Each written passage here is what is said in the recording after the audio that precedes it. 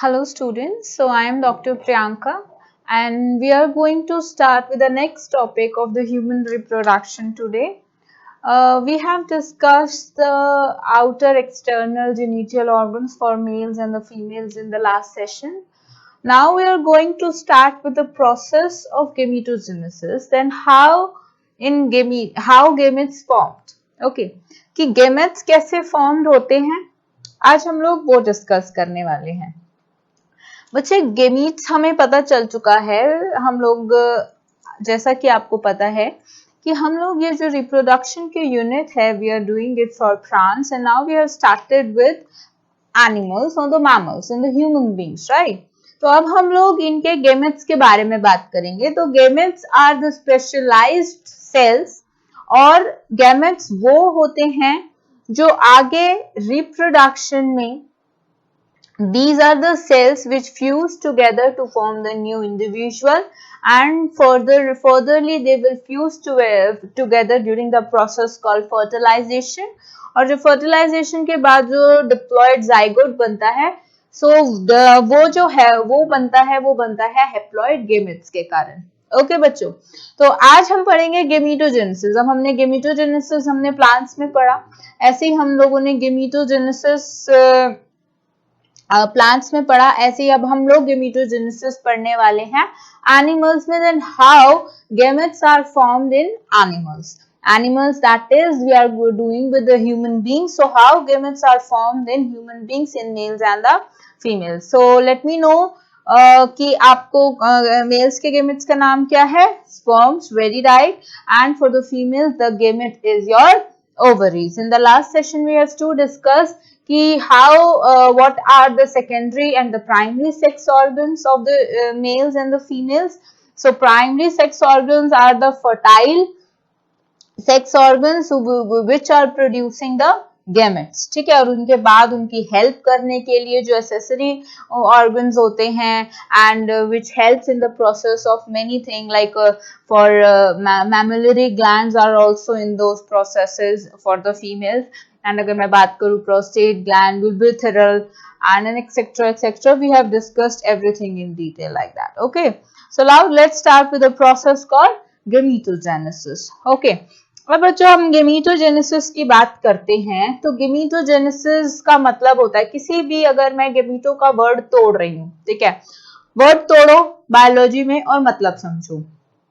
अभी हाल फिलहाल में ही 12th क्लास का रिजल्ट आया and some of my students scored really very well, बहुत सारे स्टूडेंट्स ने अच्छा स्कोर किया और कुछ स्टूडेंट्स के अनएक्सपेक्टेडली 63 69 55 ऐसे मार्क्स आ गए और अनएक्सपेक्टेड नहीं था। The students are well sincere थे, ऐसा कोई बात नहीं थी, बट उनके बावजूद उनके इतने मार्क्स आए। तो बच्चे एक पैटर्न होता है जो आपको भी फॉलो करना है। बायोलॉजी आप अगर सोचें 12वीं की 12th की 11th की बायोलॉजी, 11th का तो खैर आपका भी फिलहाल कोई बोर्ड नहीं है, जो भी आपने कॉम्पिटिटिव लेवल की प्रैक्टिसेस कर रहे हैं वही करना है। बट अगर मैं बात करूं आपकी 12th की बायोलॉजी का, तो बच्चे वो इतनी लाइटली नहीं, हवा में नहीं होगी, पहली चीज। तो दूसरी चीज अगर मैं बात करती हूँ पेपर चेकिंग की, सीबीएसई के पेपर, बोर्ड्स के पेपर चेकिंग की, तो स्टूडेंट्स वो ऐसे नहीं होती कि आप अगर गेमेटोजेनेसिस का क्वेश्चन आता है ना आपके दिमाग में हल्का सा ये चीज है, रफली यू हैव दैट आइडिया कि gametogenesis means the formation and the production of gametes. No, और इसके ऊपर आप पूरी 1-1.5 पेज की कहानी लिखाएंगे, then you'll get those numbers of 5 or 3 marks, then that is absolutely not you think that this will be the correct thing. No, it is absolutely wrong, ठीक है। The examiner, the question checker will not give you a single half marks extra for that long literature कहानी of yours, बिल्कुल number नहीं देगा वो, तो उसको उसके ऊपर रख के समोसा खा लेगा, उसको फेंक देगा डस्टबिन में, और नॉट डस्टबिन में नहीं फेंकेगा, but it will not worth. ऐसे चालाकियां बाजी उन क्वेश्चंस के साथ करनी चाहिए जिसमें आपको नहीं आता, और वो भी इक्के दुक्के क्वेश्चंस होते हैं पेपर में जो हम लोगों को नहीं आते हैं। इन दैट केस बाकी मैक्सिमम पार्ट में हम लोगों को आता है। अब आने में और रफली आने में क्या डिफरेंस होता है बच्चों? आने में ये डिफरेंस होता है कि अगर आपने एनसीईआरटी पढ़ी है, जो भी आपका सीबीएसई का पेपर आएगा वो आपका एनसीईआरटी से ही आएगा, ठीक है। और अगर आपने एनसीईआरटी आपकी थरो है तो you are eligible to crack any competitive exam and you will score a good amount of marks in your 12th standard. पहली चीज। अब मैं आपको बताना चाह रही हूँ कि पढ़ना कैसे है। फॉर एग्जाम्पल अगर आपको गमीटोजेनेसिस पे क्वेश्चन आ जाता है, it will be of 5 marks, ठीक है। एक तो 5 मार्क्स का क्वेश्चन है तो डायग्राम इज मस्ट, ठीक है। चाहे वो ओवरी पे बेस्ड क्वेश्चन है, एंट्रोपस ओवरी पे बेस्ड क्वेश्चन है, ओव्यूल पे बेस्ड क्वेश्चन है, the diagram part is must. आपने डायग्राम बना के आधा 2.5-3 नंबर तो वहीं अपने फेच कर लेने हैं, बाकी आपने 2 नंबर के लिए लिखना है। अब उसमें क्या लिखना है बच्चे, जो सीबीएसई के चेकर्स होते हैं हम लोगों के पास एक लिस्ट आती है। लिस्ट इन द सेंस कि जैसे आपका क्वेश्चन पेपर होता है उसकी एक आंसर लिस्ट, आंसर पेपर हम लोगों के पास बन के आता है। उस पेपर में बच्चे पॉइंट्स होते हैं, बहुत सारे पॉइंट्स होते हैं कि ठीक है ये वाला आंसर है। For example we are discussing right now gametogenesis, तो गेमेटोजेनेसिस पे अच्छा बच्चे ने स्पोमैटोजोआ के बारे में 2 लाइन्स लिखी हैं। ये वर्ड स्पेसिफिकली स्पोमैटोजेनेसिस में ये वर्ड मेंशन किया है। फॉर एग्जांपल अगर स्पोमैटोजेनेसिस की बात हो रही है तो स्पोमैटोगोनिया, गोनियम्स की बात करी है, ये वर्ड मेंशन किया है, ये डायग्राम बनाया है, तो उसको नंबर दो। अगर उसमें कुछ भी कहानी लिखी है तो आधा नंबर काट लो। पहले क्या होता था, पहले जो सीबीएसई के पेपर चेक होते में उसमें होता था कि चलो ठीक है बच्चे ने वर्ड नहीं भी लिखा है so they give you 1 marks and 1.5 marks. अब ये लिखा है कि अच्छा बच्चे ने ये नंबर नहीं लिखा तो आधा नंबर काट लो, अच्छा बच्चे ने ये नंबर नहीं लिखा तो अब नंबर कटते हैं, पहले दिए जाते थे कि अच्छा बच्चे ने ये नंबर ये लिखा है नंबर दो, ये लिखा है नंबर दो। अब क्या होता है, ये नहीं लिखा काटो नंबर, ये नहीं लिखा काटो number. It is the same thing. लग ये रहा है कि वाइसा वर्सा चीज हो रही है but it is not the vice versa. जितना आप लिखते नहीं हो उतना, जितना आप वो नंबर मिलते नहीं है जितने कटते हैं वर्सा वाइसा वर्सा में। आपको मेरी बात समझ में आ रही है? So you need to be thorough and the specific in your words, ठीक है। कहानी आप बेशक से वही लिखने की कोशिश कर रहे हो तो वो कहानी के 2 नंबर में से आपको आधा नंबर मिल जाएगा अगर वो कहानी मिलती जुलती हुई तो। Biology is not everything your literature, कहानी की कुछ भी, ठीक है। You have the concept in your mind और फिर उसके ऊपर बना के अपने आप कोई भी लिटरेचर लिख दोगे। They are not interested in checking any of your paper like that. Are you getting my? They need a thorough knowledge in the scientific terminology that you should use in your paper with the diagrammatic form. इतना आपको अगर concept clear है, आप सोच रहे हो कि मैं ज्यादा कहानी, तो आप साइंटिफिक वे में you should minimise your things and then you write your paper. Okay, अच्छा अब हम लोग बच्चे ये चीज समझ में आ गई कि how you are going to attempt your questions, how you are going to write it in the paper, ठीक है। सीबीएसई बोर्ड में आपको कैसे राइट करना है, यू विल बी स्पेसिफिक। बच्चे बी वेरी स्पेसिफिक, जो आप लिख रहे हो, जो आप बोल रहे हो, you should be very specific in your words, ठीक है। आपने लिख दिया कि formation of gametes and you are not mentioning the term gametogenesis, then you are not going to have marks, okay. मतलब फॉर्मेशन ऑफ गैमेट्स और gametogenesis is the scientific terminology, biological terminology basically, ठीक है। सो ये जो 3-4 minute की मेरी आज का आपका एक एक्स्ट्रा ज्ञान जो मैंने दिया है, इसको आप पेपर अटेम्प्ट करते टाइम याद रखेंगे। बायोलॉजी स्टूडेंट है, बायोलॉजी ली है, so you should have to attempt a paper like that. It is a very the paper will be the beautiful one. You have diagrams, you try practicing as much diagrams. अपना written part थोड़ा कम रख के, जैसे chemistry में हम लोग ज्यादा इक्वेशनरी part रखते हैं, इक्वेशंस ज्यादा लिखते हैं, ऐसी बायोलॉजी में आपने डायग्रामेटिक पार्ट ज्यादा लिखना है। आपको समझ में आ रही है? डायग्रामेटिक पार्ट आप जितना ज्यादा लिखोगे उतना ज्यादा you are going to fetch marks from the examiner से, ठीक है। डायग्रामेटिक में आप बच्चे कुछ आपको गेमेटोजेनेसिस स्पेसिफाई नहीं करना। एक तो 30 नंबर होते हैं, 5 नंबर के 7 नंबर के क्वेश्चंस होते हैं, फिर उनको 30 नंबर क्वेश्चंस को अटेम्प्ट करना, time limit is only 3 hours. अब एक क्वेश्चन में अगर आप 1.5 पेज लिखने लग गए तो that will not benefit for you, ठीक है। लेकिन अगर आपने हर क्वेश्चन के साथ 5 points लिख दिया and you're going to draw a beautiful diagram, accurate one, I'm not saying the beautiful one, a color pencil and all that stuff, no, you're just going to draw a beautiful sequential and the correct diagram. अगर वो आप diagram बना रहे हैं and you're even mentioning the 5 important points with that diagram, that is sufficient. The examiner will give you marks. Clear, clean और simple रखेंगे अपना paper, biology का पेपर अगर अटेम्प्ट करेंगे, so that the examiner will give you good marks rather than cutting your deducting your mark, the examiner will give you good marks, ठीक है। तो हम बात करते हैं गेमेटोजेनेसिस की। तो गेमेटोजेनेसिस में सबसे पहले हम लोग मेल्स की बात करते हैं। मेल्स में हम लोग क्या बात करते हैं, तो गेमेटोजेनेसिस हम मेल्स में बात कर रहे हैं, तो males gametes are called sperms. जो स्पर्म्स हैं बच्चे वो आपके हैं मेल गेमेट्स। तो मेल गेमेट्स के बारे में बात करेंगे जो कि स्पर्म्स हैं। अब गेमेटोजेनेसिस को अगर मैं बोल रही हूं फॉर्मेशन ऑफ गेमेट्स, राइट, अगर गेमेटोजेनेसिस को बोल रही हूं फॉर्मेशन ऑफ गेमेट्स, और अगर मेल्स के गेमेट्स स्पर्म्स हैं, तो स्पर्म्स के प्रोडक्शन या फॉर्मेशन को मैं बोलूंगी स्पर्मेटोजेनेसिस। क्या बोलूंगी? स्पर्मेटोजेनेसिस। इतनी बात क्लियर होती है? गुड।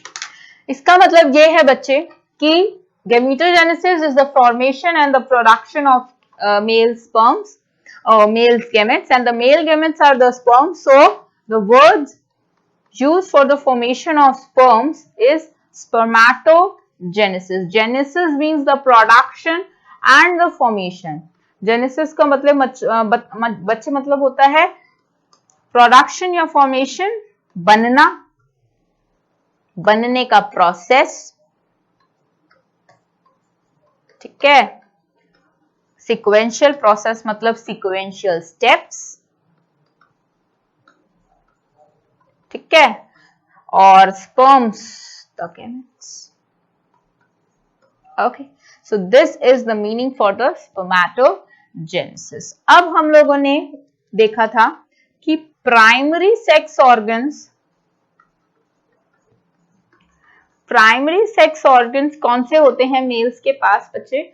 दो होते हैं, एक होते हैं टेस्टिस और एक होते हैं in the mails. For primary sex organs अगर मेल्स की बात करूं तो टेस्टिस, एंड फीमेल्स के पास मेरे छोटे से बच्चे होते हैं ओवरीज। ओके, टेस्टिस बनाते हैं स्पर्म्स, ओवरीज बनाती हैं एग और ओव्यूम, ठीक है। इतनी बात क्लियर होती है? Very good. जो प्राइमरी सेक्स ऑर्गन्स और सेकेंडरी सेक्स ऑर्गन्स के बारे हमने लास्ट क्लास में काफी ब्रीफ डिस्कशन किया था। ब्रीफ डिस्कशन में हमने ये ढूंढा था कि जो एक्सटर्नल सेक्स पार्ट होता है, एक्सटर्नल जेनिटल ऑर्गन्स होते हैं मेल्स और फीमेल्स के, उसमें से जो आपका गैमेट फॉर्मेशन में जाते हैं, आपने उनको प्राइमरी सेक्स ऑर्गन्स बोला है क्योंकि वो एक फर्टाइल गैमेट का फॉर्मेशन करते हैं, फर्टाइल गैमेट्स का पार्ट करते हैं, ठीक है। That is sperms and this is ovum. By the process called collectively by the process called gametogenesis.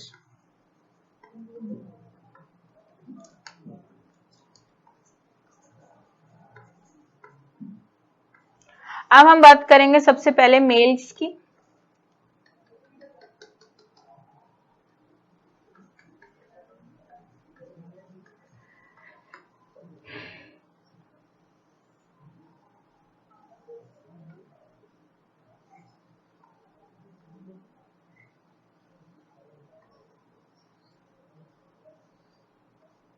It is the diagram figure number 3.5 NCERT। अगर स्पर्मेटोजेनेसिस का क्वेश्चन आता है तो एक ये वाला डायग्राम बनाएंगे, और दूसरा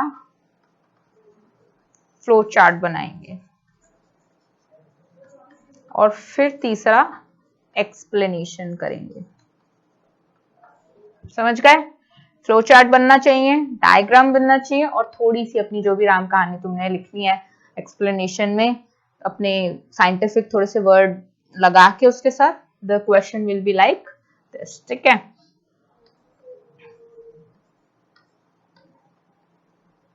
okay.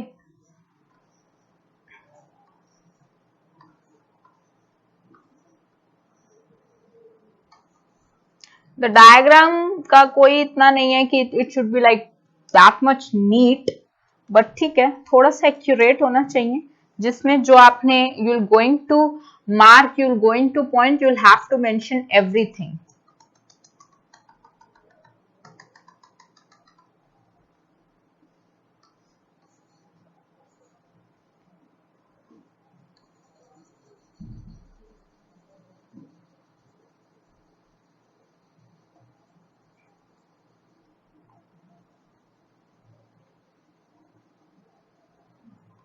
The diagrams will be look, you can draw with me, आप मेरे साथ भी ड्रॉ कर सकते हैं ये सारी चीजें।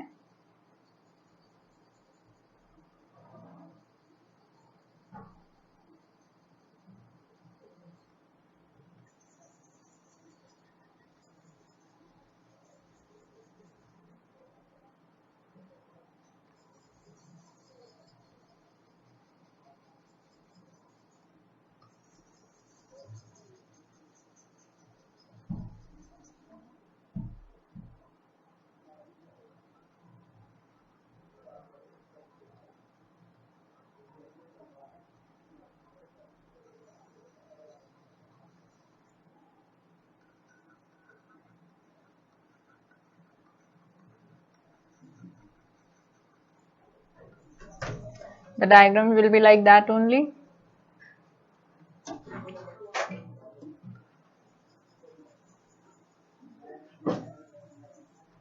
Okay.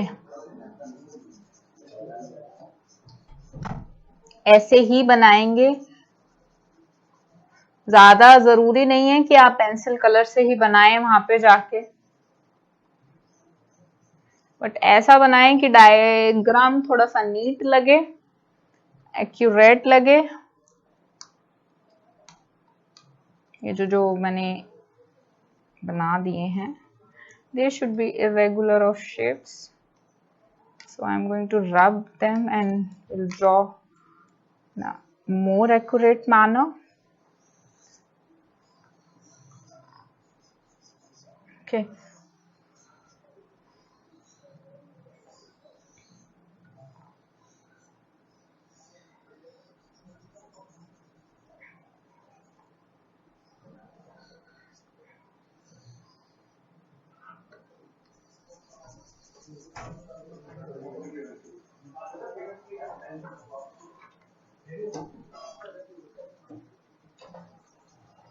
It is like that only. Acha, you can draw this lacunes and the lacunae.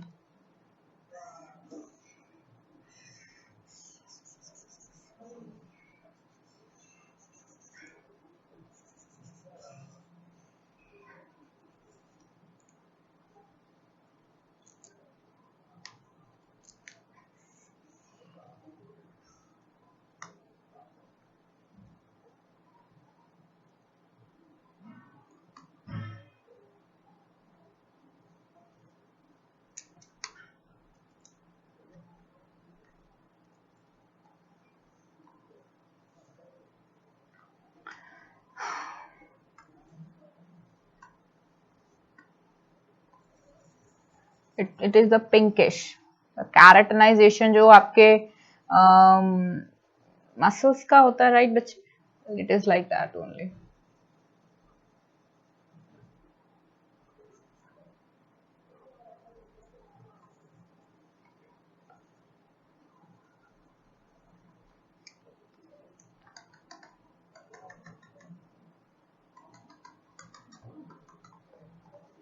And these are your sperms.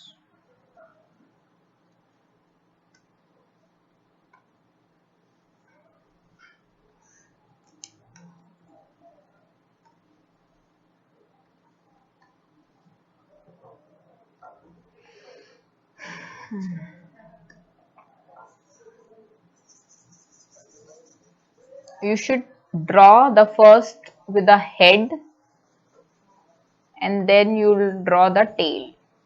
The two parts of sperms are there. We'll also going to study with those parts.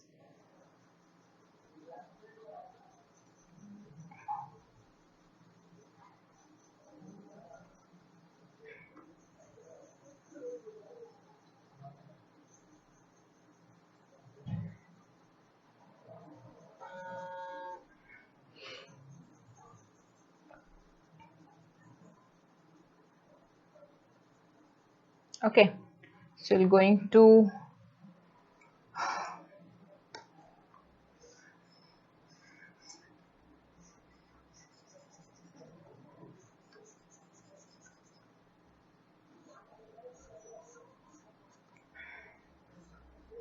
basically you need different colors to differentiate the diagram like, okay. And one more cell you're gonna draw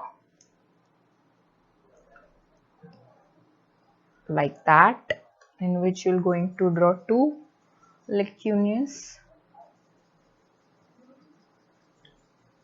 and one is your keratinization outside it. Okay, you can even color these pens with this diagram, with this extra pen. Okay, you can color it with that thing outside the cell, or it is also good. थोड़ा सा इसको attractive बनाने के लिए you can draw the कैरेटिनाइजेशन.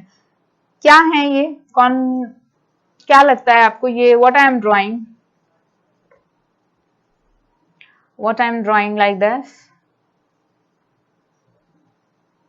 What are they?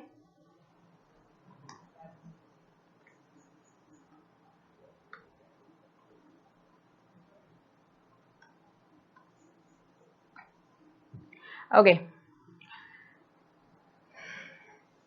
so we're going to mark. Students, this is primary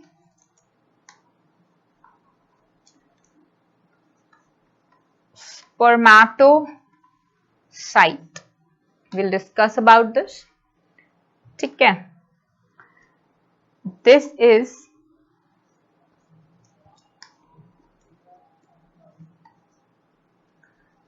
this is primary spermatocyte. This is spermatogonium. Look at my pointer. This the pinkish shade. This ये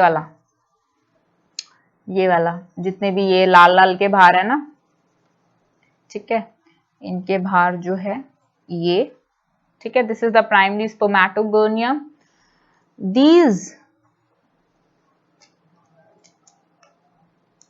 These cells are Sertoli cells.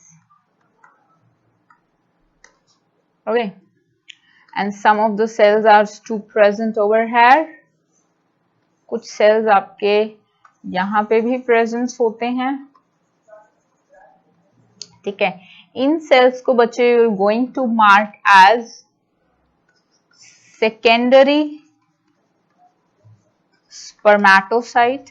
Basically आपके मन में सवाल आ रहा होगा कि ma'am how will we going to differentiate the secondary and the primary spermatocyte. It's nothing. The first layer is having your primary spermatocytes and the outer, the away one.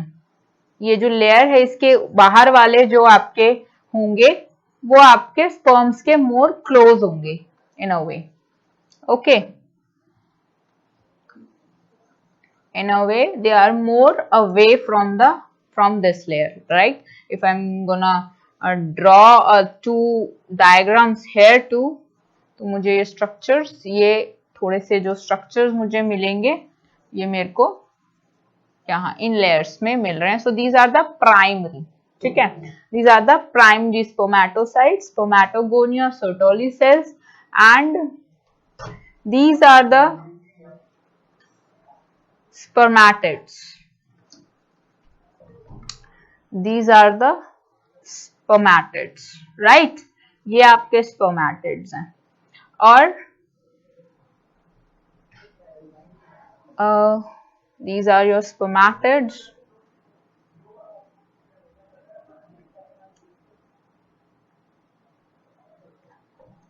No, I'm just gonna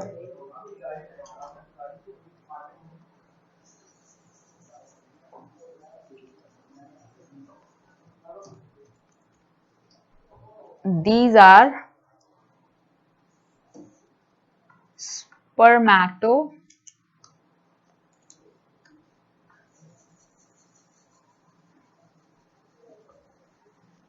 spermatozoa.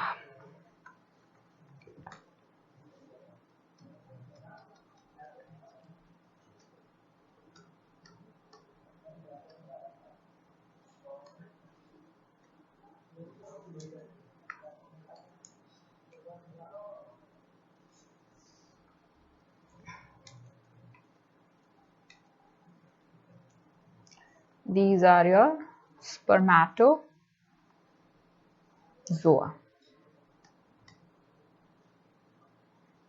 Okay. So this is the well labeled diagram. एक ये well labeled diagram है बच्चे, ठीक है. इसमें you're going to mark down, label the four things: primary spermatocyte, secondary spermatocyte, spermatids, Sertoli cells and spermatozoa. ठीक है. अब अगर मैं इसकी थोड़ी सी ब्रीफ डिस्कशन में बात करनी स्टार्ट करूं तो द टेस्टिस, ठीक है, the testis, the testis and the immature male germ cells.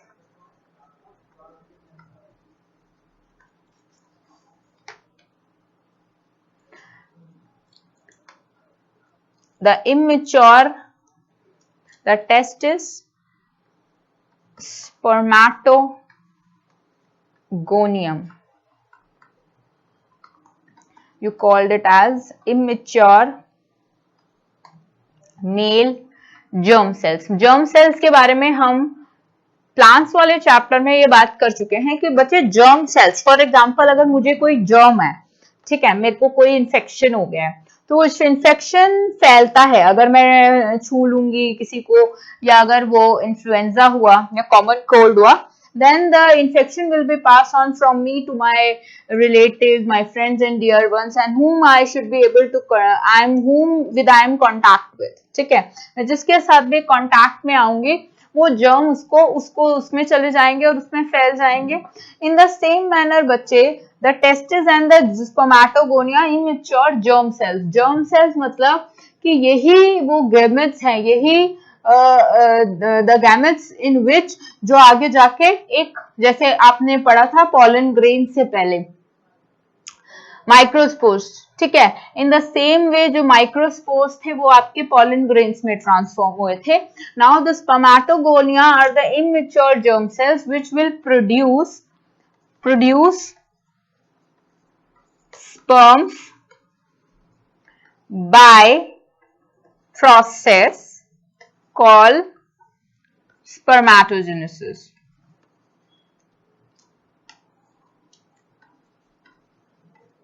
Spermatogenesis. और ये कौन से टाइम पर होता है? begins at puberty. puberty के टाइम पर it begins. ठीक है,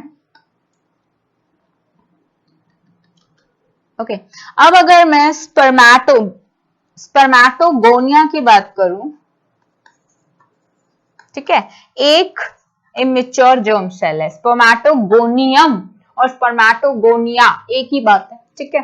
spermatogonia is your one single germ cell. Okay, तो जो spermatogonia present on the wall of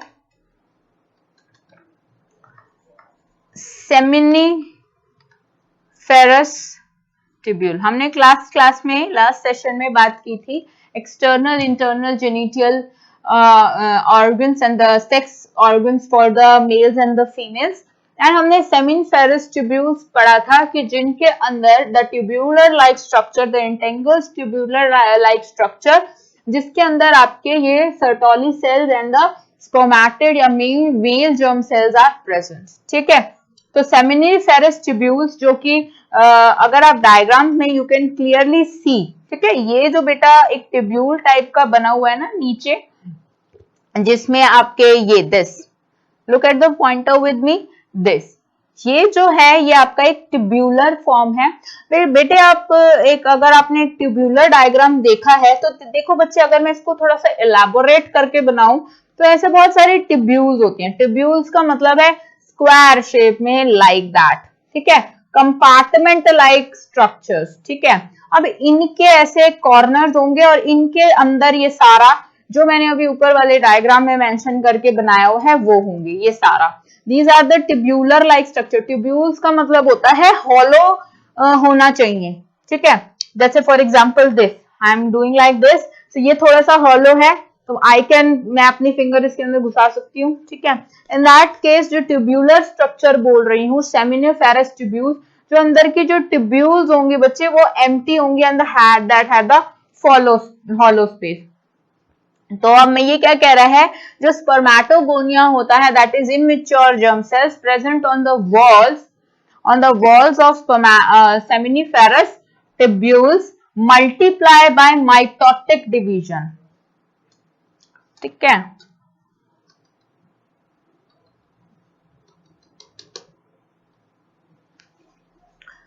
spermatogonia present on the wall of seminiferous tubules multiply by mitotic division। Mitotically divide करता है और mitotic division करता है, मतलब कि 2n 2n। ठीक है, माइटोटिक डिवाइड करता है, contains, second part, it contains 46 chromosomes pair. होने कितने चाहिए बच्चे क्रोमोसोम्स?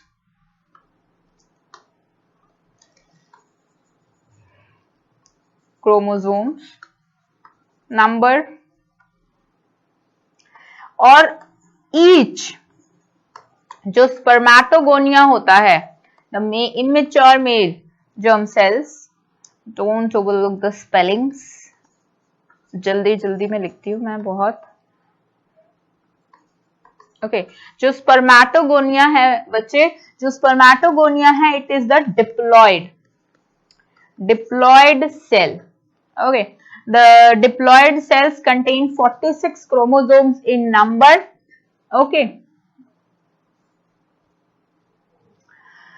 कुछ इनमें से स्पर्मेटोगोनिया, सम कॉल्ड एज, कुछ इनमें से जो स्पर्मेटोगोनिया होते हैं उनको आप बोल देते हो प्राइमरी। देखो, एक मिठाई का डब्बा है,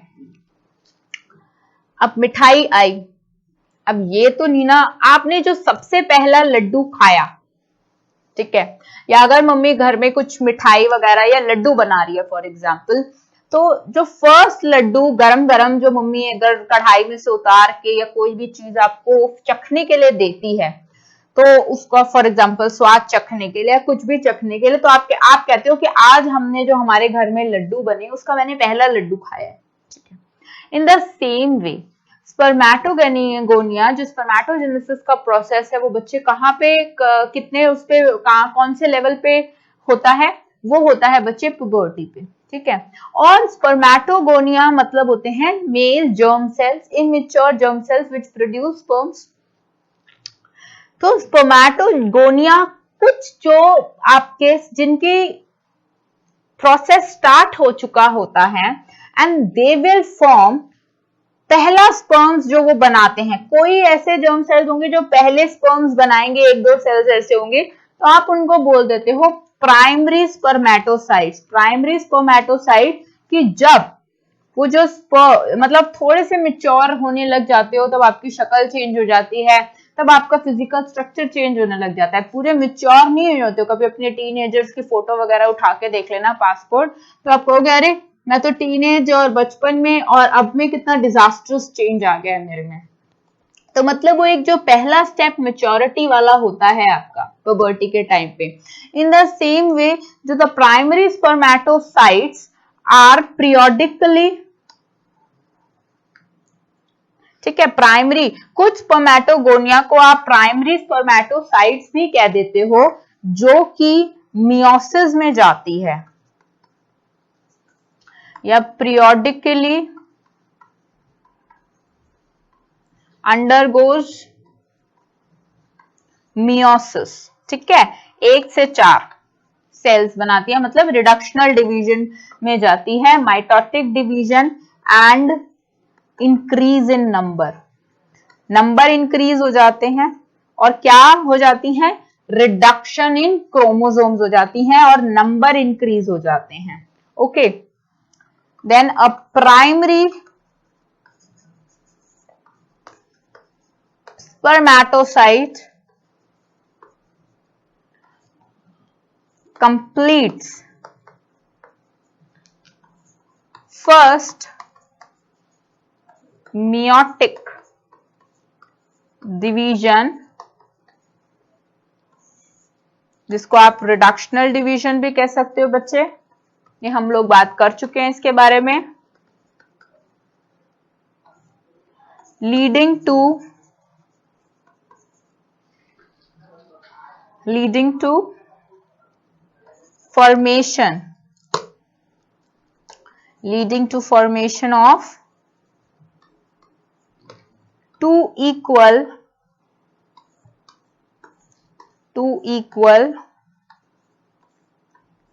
haploid cells called secondary spermatocyte.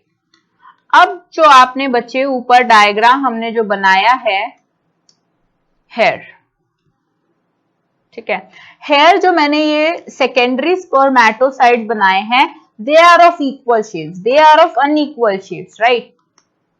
अगर मैं एक बड़ी चीज को छोटी चीजों में बांट दूं तो वो इक्वल नंबर में बटेगी, तो जो आपका सेकेंडरी स्पर्मेटोसाइट्स की आप पिक्चर्स बनाएंगे वो आप इक्वल शेप्स के बनाएंगे, थोड़े से सिमिलरली एक शेप्स के बनाएंगे। एंड द प्राइमरी जो आपके स्पर्मेटोसाइट्स हैं, या आप जिनको स्पर्मेटोगोनिया भी कह सकते हो, ये जो स्पर्मेटोगोनिया है आप इनके इरेगुलर शेप्स बनाओगे, and they are the irregular shapes and they are big in number and they are big in size. Okay okay, तो दो equal which have only, you can add on this part,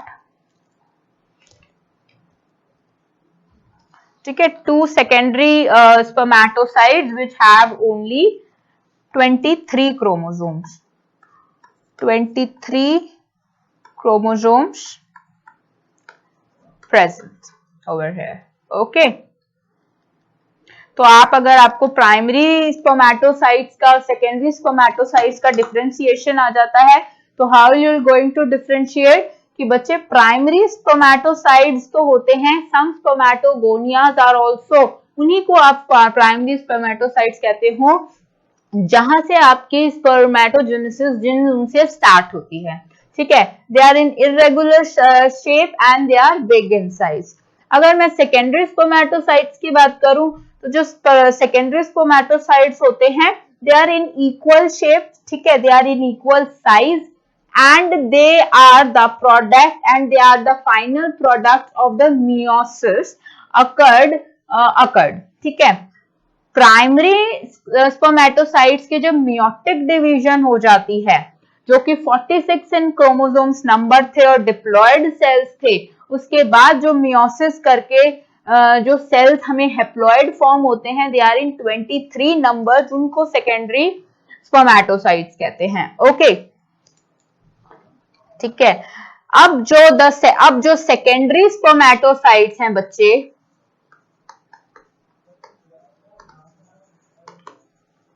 जो secondary स्पर्मेटोजाइड है वो second meiotic division में जाते हैं। First meiotic division हुई primary spermatocytes को चेंज करने के लिए सेकेंडरी स्पर्मेटोसाइट्स में। अब जो सेकेंडरी मियोटिक डिवीजन होती है बच्चे, सेकेंडरी स्पर्मेटोसाइट्स चेंज होते हैं by the process of division called second spermatocytes or by the process called second meiotic division, ठीक है, to produce, you can draw like that, to produce 4 equal number of haploid spermatids। Spermatids मतलब एक sperms की shapes के साथ, जैसे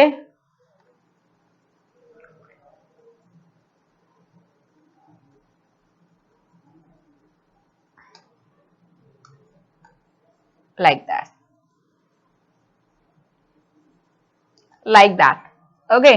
तो 4 haploid बनाते हैं सेकेंडरी स्पर्मेटोसाइड, इसीलिए हमने ऊपर बनाए, वो सेकेंड मियोटिक डिवीजन करते हैं, 4 हैप्लॉइड आपके स्पर्मेटिड्स बना देते हैं छोटे छोटे, ठीक है।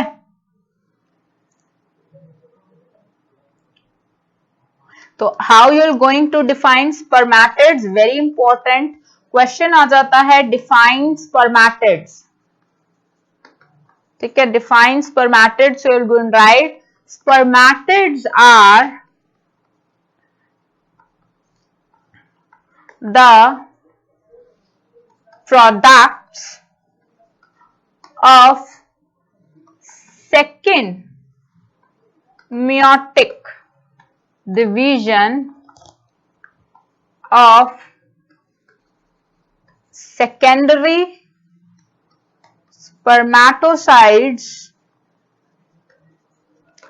in the process of spermatogenesis, ठीक है। तो spermatids are the products of second meiotic division or the haploid cells, you can add it,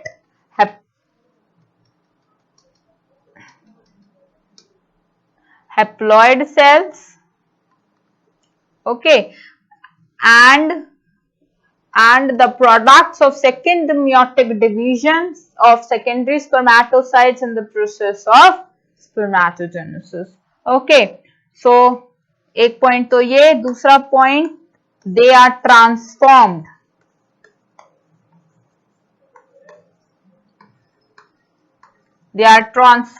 into process called spermatozoa,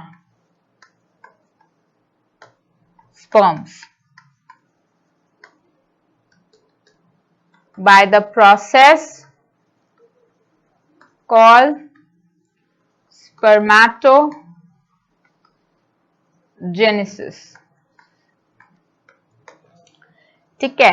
spermatozoa बन जाते हैं स्पर्मेटिड्स, स्पर्मेटिड्स किसमें ट्रांसफॉर्म हो जाते हैं, स्पर्मेटोजोआ में, और इस प्रोसेस को बोल देते हैं स्पर्मेटोजेनेसिस, ठीक है। और आफ्टर स्पर्मेटोजेनेसिस स्पर्म हेड, अब इसमें स्पर्मेटोजोआ और स्पर्मेटिड और स्पर्मेटोजोआ में क्या है, after spermatogenesis sperm head becomes embedded in the Sertoli cells, okay, Sertoli cells में embedded हो जाता है for the nutrition purposes, ठीक है, and are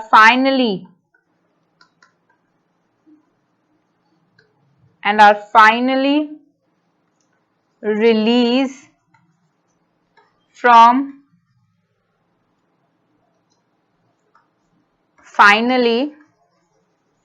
release from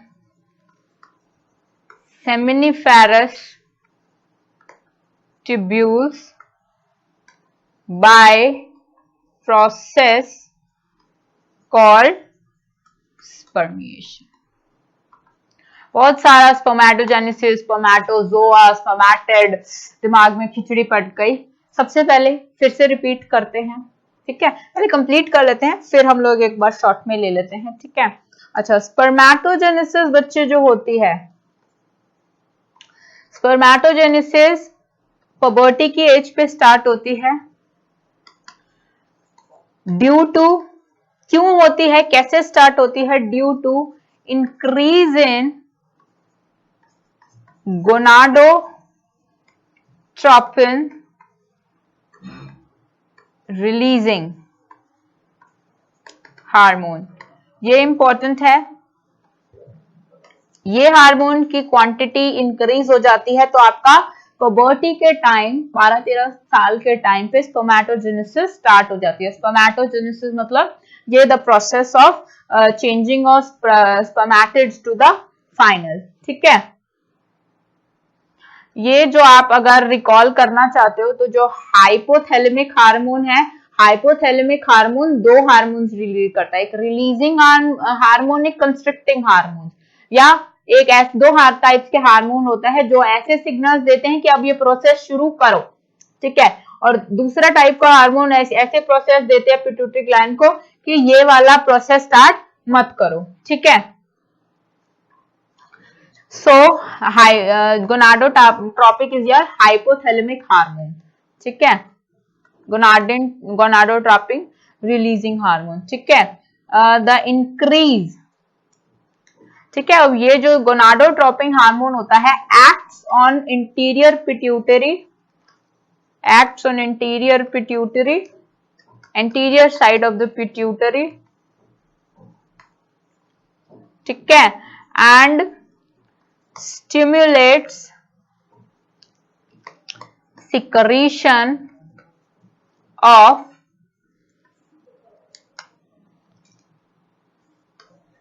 two gonadotropins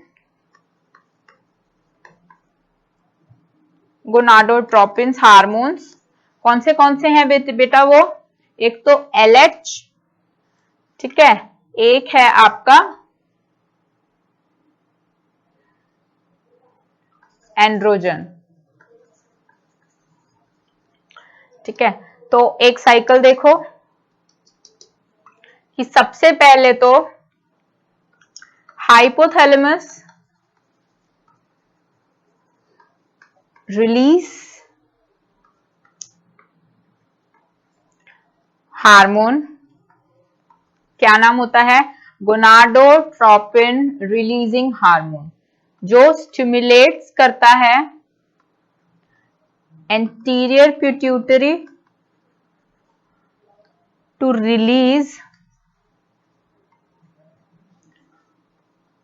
to gonadotropin, ठीक है, एक तो LH, एक आपका एंड्रोजन, एक आपका एंड्रोजन, ठीक है। जो LH होता है acts on Leydig cells and stimulates Leydig cells and stimulates synthesis, Leydig state and stimulates synthesis and okay, no, this is not like that. LH and follicle hormone,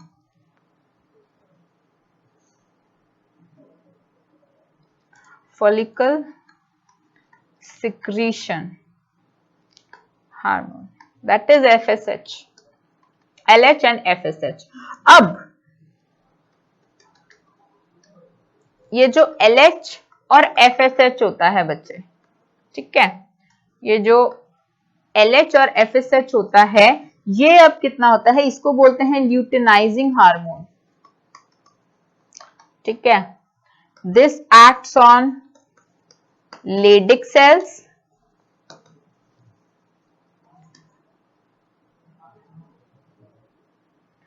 stimulates synthesis, secretion of further hormone called androgen. और जो androgen है further stimulate process called spermatogenesis. Okay, अब अगर मैं FSH की बात करूं,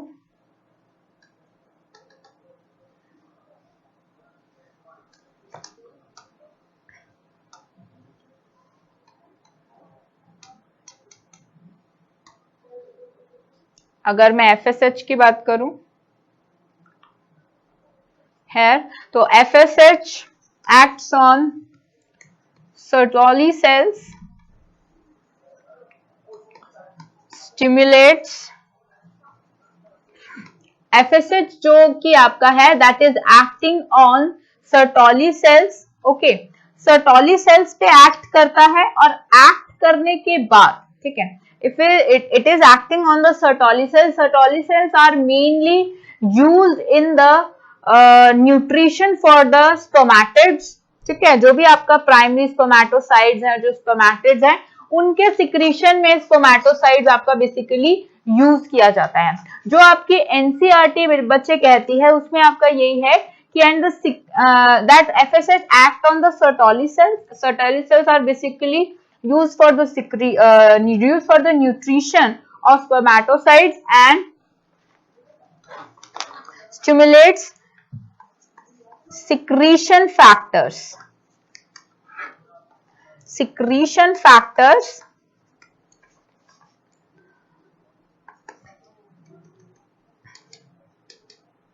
helpful in process of spermatogenesis.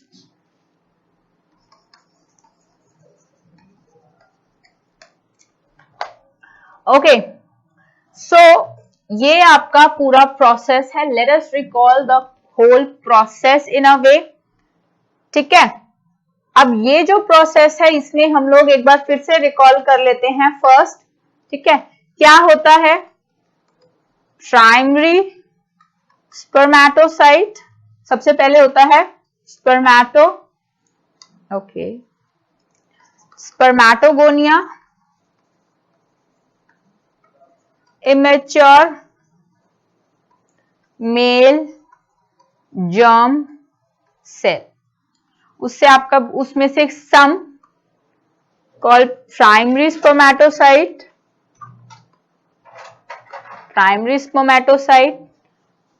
उसके बाद ये these primary are 46, ये these spermatogonia are diploid 46 in chromosome number, ठीक है, ये भी 46 होते हैं और ये भी डिप्लॉयड होते हैं, ठीक है। तो ये बच्चे स्पर्मेटोगोनिया यू कैन से कि माइटोटिक डिवीजन में जाते हैं, ठीक है, और प्राइमरी स्पर्मेटोसाइट्स बनाते हैं, ठीक है। फिर उसके बाद आपके primary spermatocytes will undergo meiotic division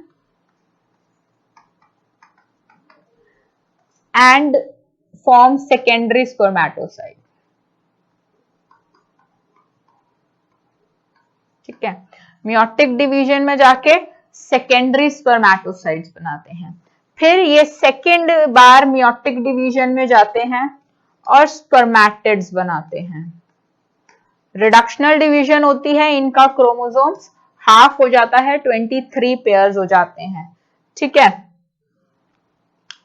इसके बाद क्या होता है बच्चे, ये इंक्रीज इन नंबर हो जाते हैं, ये स्पर्मेटोजेनेसिस का प्रोसेस स्टार्ट हो जाता है, जिससे ये स्पर्मेटोजोआ बना लेते हैं, जो स्पर्मेटोजोआ होता है बच्चे वो आपके होते हैं स्पर्म्स, जो कि सर्टोली सेल्स में उनके हेड एम्बेडेड होते हैं। ठीक है, अब ये हार्मोन, ये जो प्रोसेस होता है स्पर्मेटोजेनेसिस का, ये स्टार्ट होता है at the age of puberty. Puberty की एज पे शुरू होता है by the action of hypothalamus. Hypothalamus बच्चे एक हार्मोन रिलीज करता है, उसका नाम होता है गोनाडोट्रोपिन रिलीजिंग हार्मोन। ये हार्मोन एक्ट करता है एंटीरियर ऑफ पिट्यूटरी। ठीक है बच्चे, anterior of pituitary, anterior side of the pituitary. ठीक है, अब ये जो इंटीरियर साइड होती है पिट्यूटरी की, अब ये फर्दर दो हार्मोन रिलीज करती हैं, LH और FSH। This is called luteinizing hormone, this is called follicle stimulating hormone. अब जो ये LH होता है बच्चे, ये एक्ट करता है लेडिक सेल्स पे। लेडिक सेल्स के अलावा ये stimulates secretion and synthesis of androgen hormone. Androgen का भी सिक्रीशन करता है, जो कि स्पर्मेटोजेनेसिस को कराती है, स्पर्मेटोजेनेसिस स्टार्ट कराती है। जो आपका बच्चे FSH है वो आपका एक्ट करता है स्पर्मेटोजेनेसिस के प्रोसेस में। ठीक है, और जो भी सिक्रीशंस होती हैं जो हेल्पफुल होती हैं स्पर्मेटोजेनेसिस के प्रोसेस में, वो भी आपका FSH करता है। And the secretion useful for the process called spermatogenesis. ठीक है, so these are the hormones and acting called process, और ऐसे ही आपका पूरा प्रोसेस होता है। इसका NCERT पेज नंबर 49 पे फ्लोचार्ट दिया हुआ है। That flowchart will going to discuss simultaneously when we have done discussing the female part 2 in the next session. So उसके बाद हम लोग ये पूरा डिस्कस कर देंगे।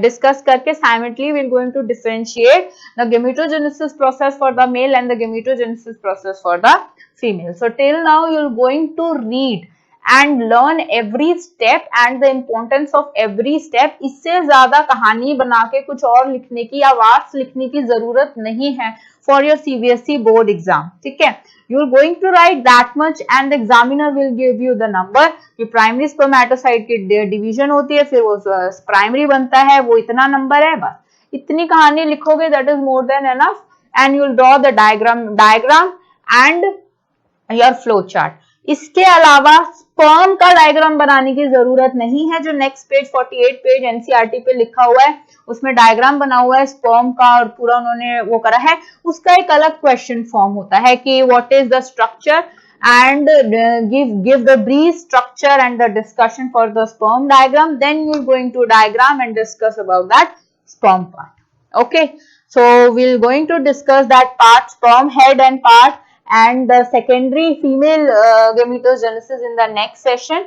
Till then you're going to revise everything. All the best, good luck, thank you.